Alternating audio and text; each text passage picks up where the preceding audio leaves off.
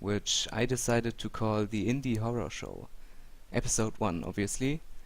And I prepared a nice little layout for this. This is not the complete one. I'll reveal the special guest in a minute. Some of you might have seen it on Twitter already. Our special guest today is none other than the amazing Steve Gabry. Is this how you pronounce your last name? It's Gabry. Oh, my bad. You were close. You were close. Also known as Portable Moose. So, give a warm welcome to our special guest, Steve. Thanks for having me. Oh, you're very welcome. It's a pleasure to have you. Um, so most of chat probably doesn't know you, who you are and what you do. So why not tell them? Sure. So my name is Steve Gabry, and I'm from Pittsburgh, USA, and a developer. I've been developing games for about 10 years now. I've been in the indie scene for about 6 to 7 years, and I started off a company called Wither Studios, and that's still going today. We released a game called Crowman and Wolf Boy. That started off as a phone game, and then we ported it to Steam. Currently, we're working on a new project now that we haven't announced yet, but on the side of that, I'm doing my own thing, which is developing Sally. Yeah, right, Sally Face. Why not talk about that project for a minute? Can you give us a short summary of what that project is? Yeah, so Sally Face is sort of a pet project of mine, and it's sort of like a demented cartoon series. It's a playable adventure game that's broken up into episodes, and it follows a boy with a prosthetic face and a mysterious past. And I don't like to give too much of the story away because it's kind of better if you just play it blind. Yeah, I do get that, especially after having played it myself. It's quite mysterious, that's what I can say about it, without spoiling too much. And it sure has a unique art style if you ask me. Reminds me of some 90s cartoons, say Hey Arnold or something. Yeah, So, so I did draw some. while we're at that, what about influences and your work? When did you start to draw, for instance? I've seen you quite active on Twitter doing random drawings for Spooktober. Yeah, it's kind of funny. I was never too big on like the social media. I was usually my development hole. But to kind of promote my own game, I had to get into doing social media more often and saw people doing the October or Drawloween stuff, and that seemed like fun. So I thought it would be a nice little break from development and outreach. Been doing that, and as far as drawing, I've been drawing since I was, I don't know, a young kid, as probably as soon as I could hold a crayon, you know. A lot of my influences came from cartoons I watched when I was younger, Ghostbusters, Ninja Hey Arnold, that. All them good old 90s cartoons. That's Yeah, gotta sweet. love those classics. Well, what about video games and books? Have they influenced you in your work? I'm sure, definitely. Probably again a lot of stuff from childhood. Like I was really into like the novels and like the R.L. Stein books and the fairy stories. Like as an So, adult, I like the Stephen King novels.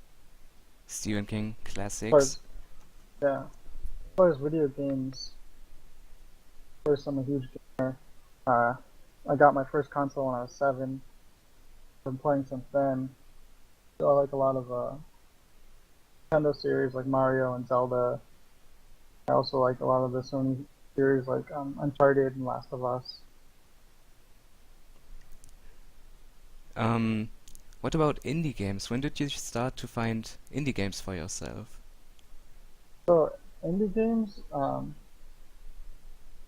Because somehow you must have noticed the scene, right? yeah. So I think it probably wasn't until around right when I was finishing up college, or maybe during the end of college when I started noticing more indie games, and I guess that's partially because I wanted to get into it myself. So around that time, that was about 2008, 2009. So It was quite some it was years. pretty small. Yeah. um, it was a pretty small scene back then. A lot of the indies, like the big ones like Boy, Braid. There was a couple of the really big ones, but everything else was just buried. So you kind of really had to dig for it. I think in more recent years, over the past maybe 3 or 4 years, really blown up. And that's both good and bad because there's a lot of awesome work coming out, but it's just harder and harder to get your work shown over all these games. Yeah, it seems as if there's a bunch more competition now and a bunch more competent competition compared to when indie gaming was still in their baby shoes. Yeah, I think back in the day it was a lot of boxes and phone games that were very simple. Yeah, Flash games, for example.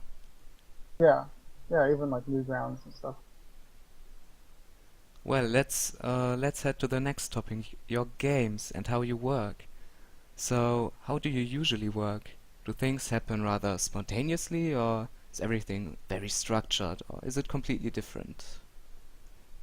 Um, I think I would say a little bit of both. I'd like to keep especially when I'm working. So when I'm working on a team and working by myself, it's very different. With the team, you have to kind of have a structure, or else everything just really chaotic. Mm.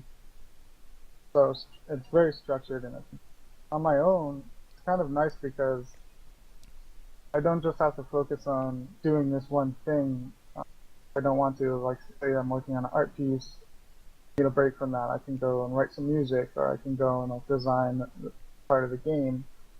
So I really enjoy that freedom of just kind of. I try to give myself a structure of like, okay, I want to finish this and this by this time, but I also give myself enough leniency so I don't burn myself out and I'm enjoying the work that I'm. Yeah, that makes sense.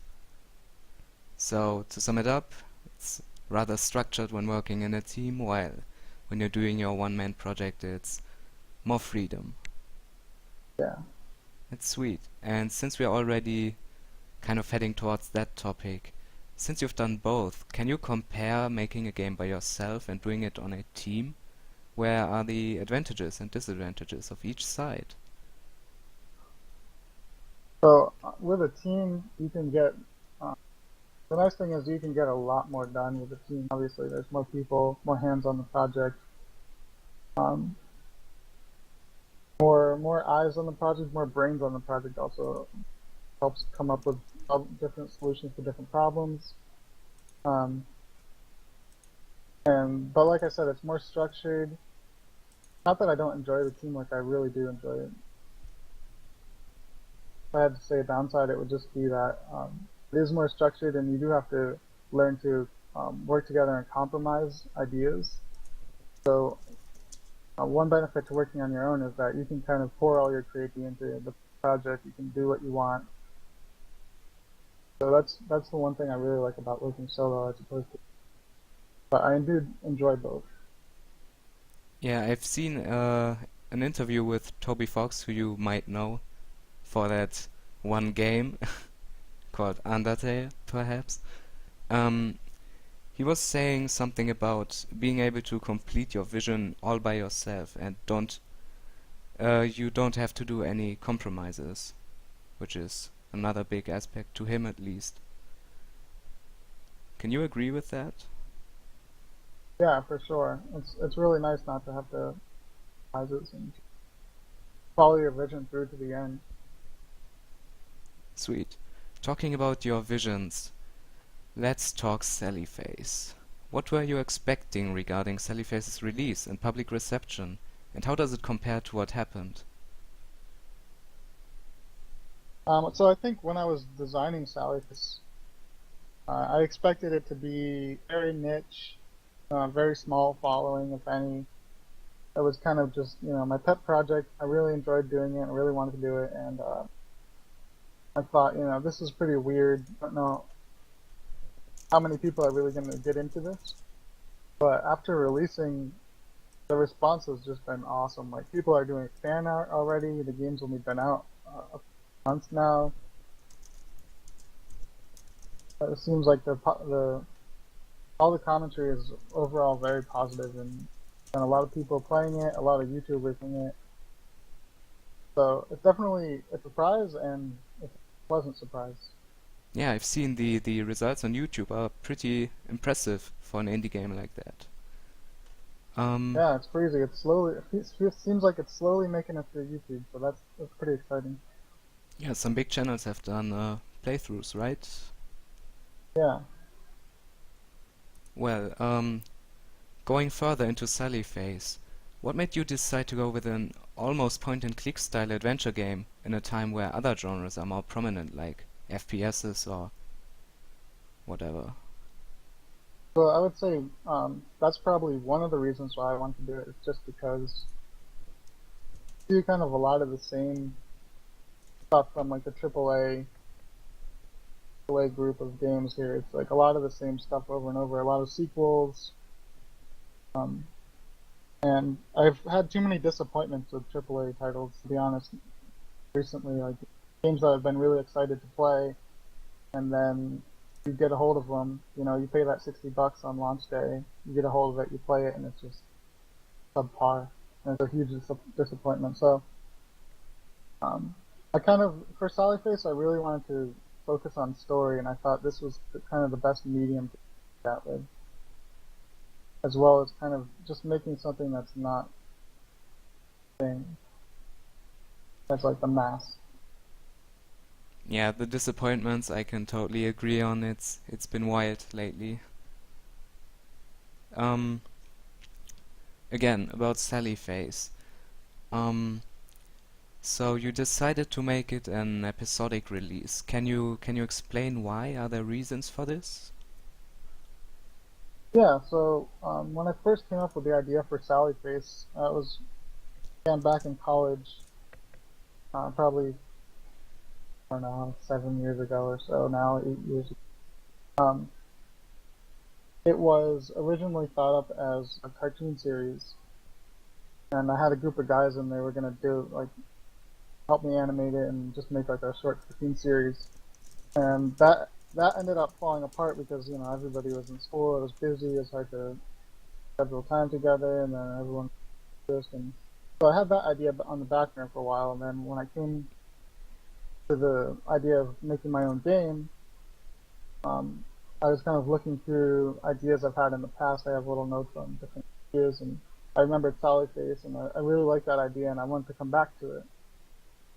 So when I came back to it, I knew I wanted to make an adventure game. Thought it fit the game well, Solid Face, and I wanted to keep it episodic because that's kind of how it was originally written, was episodic, and I thought that was the best way to tell the story. And in addition to that, just being a solo developer, focusing on one episode at a time helps me, you know, just focus on that one piece and get it out quicker. Otherwise, if I try to do the full season all at once, it might be too long to get released and get feedback on. Yeah, I guess you can sort of do it one by one then, right? Instead Yeah. of having this whole big project in front of you. Well, that's kind of interesting. I didn't know that Sallyface actually had a background as a sort of cartoon animation kind of thing. That's neat. Yeah, that was the original idea. Like I said, the team kind of fell apart. It's hard thing I've learned also, just a little tidbit here of like trying to form a team of any kind is really hard to get people who are dedicated and like well determined to stick through a project. Sweet. Well, right after the release, what was your initial reaction? I've never developed anything, so this would be quite interesting to know. My reaction to the release, Yeah, right.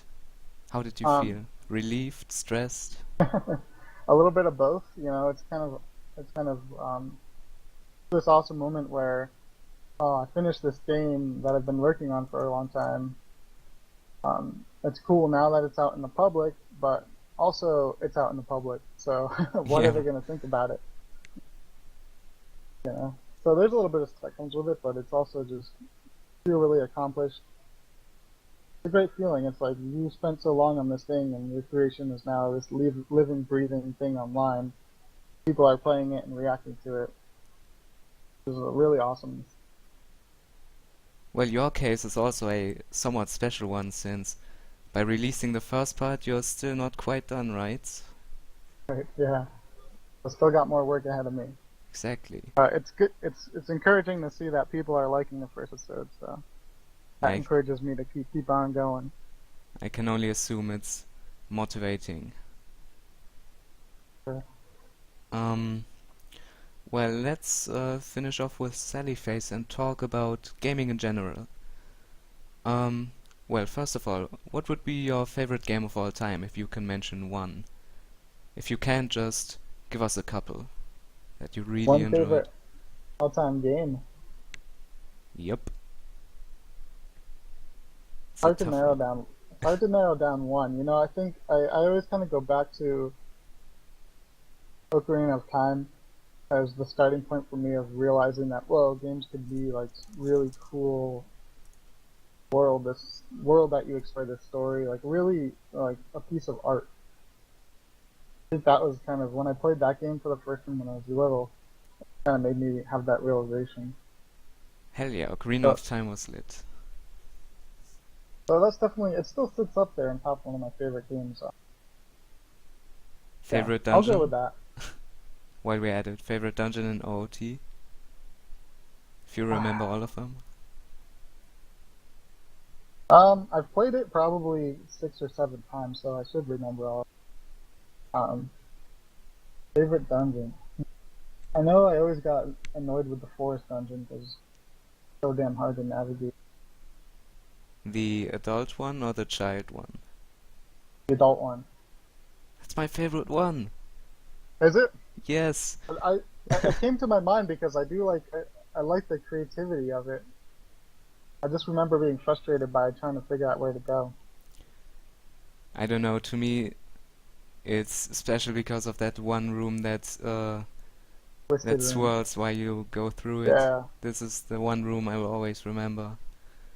yeah. There's a lot of cool moments. True. Well, let's do a little hop into the horror section of this little format.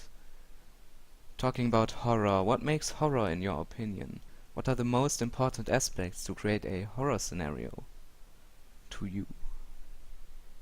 As far as horror, I think so I want to preface this. I think it's interesting that I didn't really set out like when I started making Sally Face. I didn't really have like the idea of this is a horror game. I had the idea of like this is the story I want to tell. I know it's going to be kind of weird and twisted. It might have some creepiness to it, but I didn't really set out to think like, oh, this is a horror game. Even when I released it, I didn't label it as a horror game, Yeah, but it's always been a dark um, adventure. yeah. So everybody, but literally everyone who's played it said like indie horror game. So I thought that's really interesting. Like, huh, maybe it is horror, or maybe to me it's not really horror, but to other people it can be a horror. So I think that's an important note of just horror can be different depending on who's viewing it or interacting with it. So, for example, like I love scary movies. I love the horror genre, um, and I think for me, I don't really find many of them scary. I just enjoy the stories, the monsters, the special.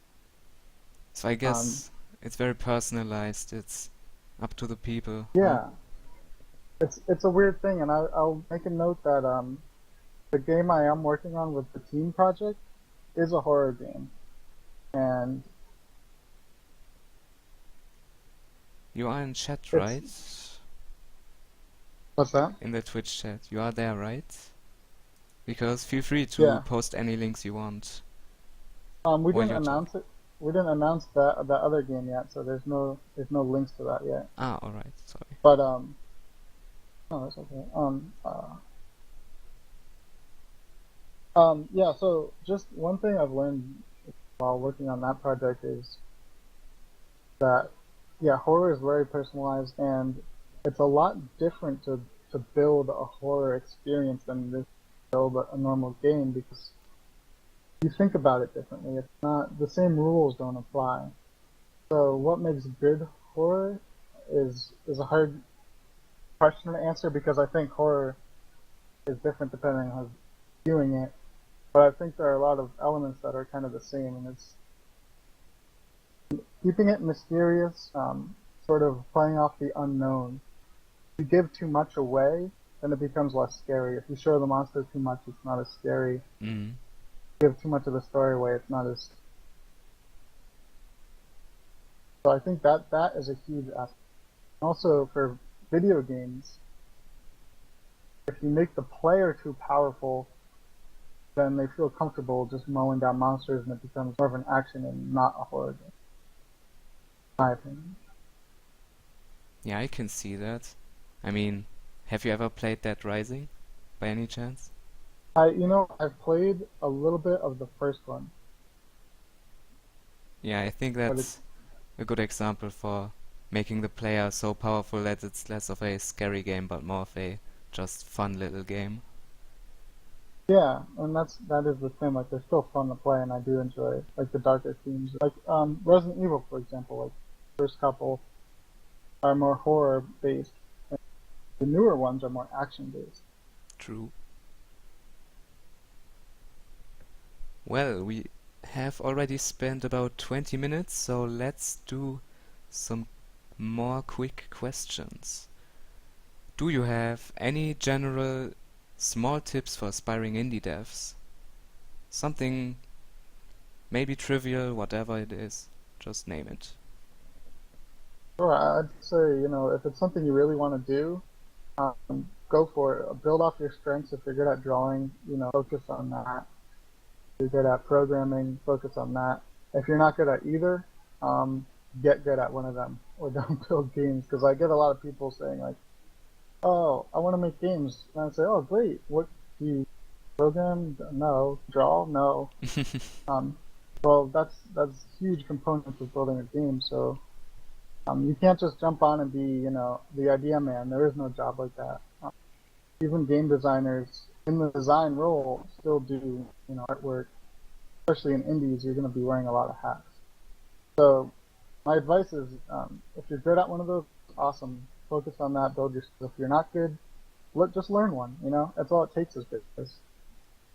So Start drawing now, or start learning some code. your tip to all the indie devs in the making is get good at either drawing or programming and focus on one of them. Yeah, study what games, find the games that you like, and try to question them more. Like, question what makes them good, what do you like about them. Well, question the system and use your talents. Isn't that good? Good enough, Yeah. right? Okay, we still have one section left if you still have time for us. Is that okay? Sure, yeah, definitely. Sweet. Well, chat. Oh, we are quite numbered today. Well, what about chat? Do you have any questions for our special guest Steve? If so, feel free to post them. Think he can see them himself, right? Steve, do you have the chat open by any chance? Otherwise, I will read some questions. Yeah. Okay. Yeah. Well then, feel free to choose once they come in. There's a little delay, so it might take a while. Oh, also, while waiting for questions, regarding that last question, I always stumble upon those people who are like, yo, I would be the perfect ideas guy for a game. Why does no one hire me? I cannot program, I Yeah. cannot draw, I can't do anything, but I have the ideas. I don't Yeah, think that's gonna work if you want to be an indie dev. the problem is there are a lot of people like that, and it's disappointing because they usually have a lot of passion for their ideas, which is great, but they're putting their passion in the wrong spot, because an idea is worth nothing. Everybody has ideas. That's the problem. Yep. Nobody's going to pay you to give them ideas. Everybody has their own ideas. Everybody wants to make a thing. You have to bring a skill to the table. Bring some Um, skills. have I ever read Lovecraft and stuff? I've read a couple. You know, it's been a long time, and I would really like to read more, especially lately because one of the guys I'm working with the horror game really likes Lovecraft, and he's writing a story and he references stuff. I do really want to get back into that. I don't know if you said that already, but do you only design or do you design and program by Egomorph? For my own personal work, so my focus is design and art. Like I focus on artwork, design, animation.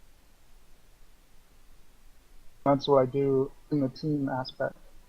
On my own, I do everything except I'm not great at programming because my lie on the other side of the spectrum. So I use a lot of frameworks to help me build the games I need to build.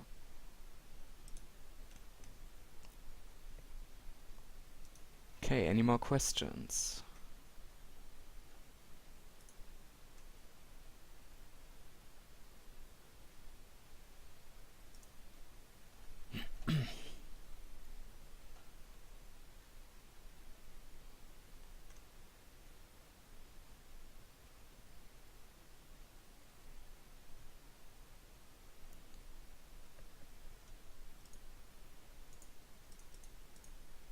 Awkward silence.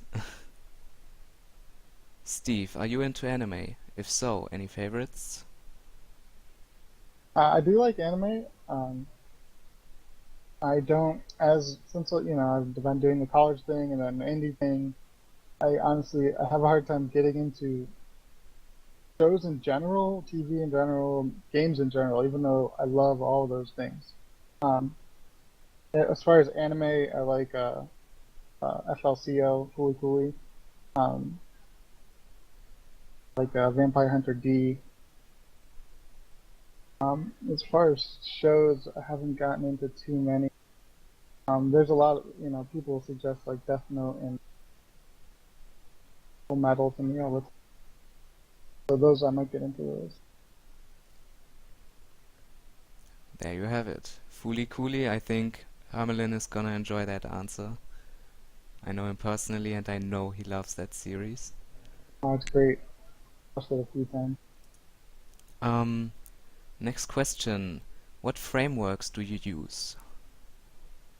So I use Unity, which you may be familiar with, or you may have heard in passing.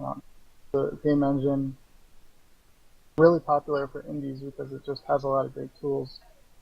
And I use a framework called Adventure Creator, um, which is a plugin for Unity, and it allows me to basically build the screens and set up the logic with all like node-based programming, which is there's a learning curve at first, but I took the time, studied it, and read the manual and did all this stuff to. I didn't have to learn a programming language, so that's the plus side of it. So Unity and Adventure Creator is what I use. There you go, there's your Um, answer, Egomorph. Another good one to start with, if you're starting out, I would recommend Game Maker. Unity might be a little overwhelming for someone who's just newly jumping into it. Game Maker is great to start off. Well, and there's another tip for upcoming indie devs. Isn't that great? Yeah. Sweet. Let's do one more question and then wrap it up. Okay, chat, we need a good one. Is Sally boy or girl? I've seen that question on YouTube. Yeah, I've gotten that question a few times now. He is a boy, but He he's likes meant to be pigtails. he's meant to be a little weird, a little ambiguous, meant to him as a character, he likes to kind of push the boundaries of what's acceptable.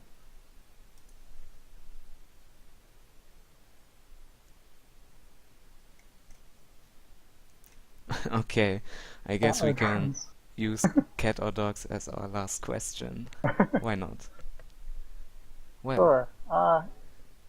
While I love both, I'm probably more of a dog person. Thank God, I was about to hit the ban button. Just kidding.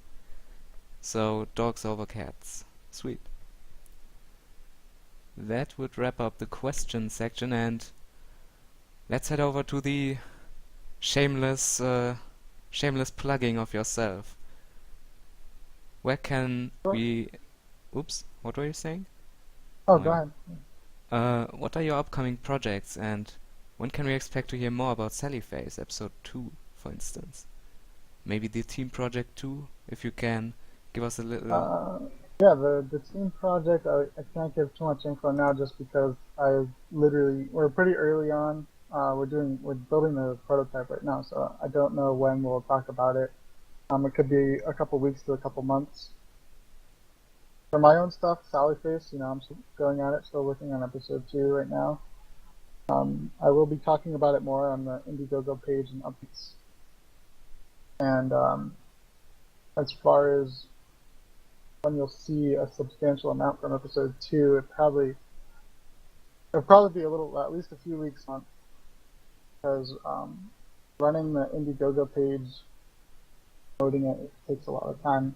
I'm still doing this kind of on the side, which is what the Indiegogo page is for, to try to, so I can get to that full time. Okay.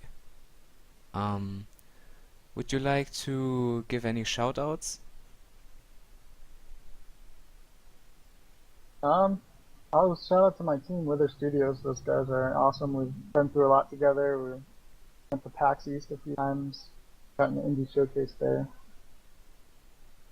Making me jealous. Always wanted to go to one of the PAX conventions, but the trip is somewhat expensive, Yeah, it's coming from expensive. Europe. Yeah, even more expensive. Yep. There's some good cons out there though too. Yeah, that's true. Even here in Germany we have one of the biggest ones, Gamescom. You possibly have heard about it. What is it?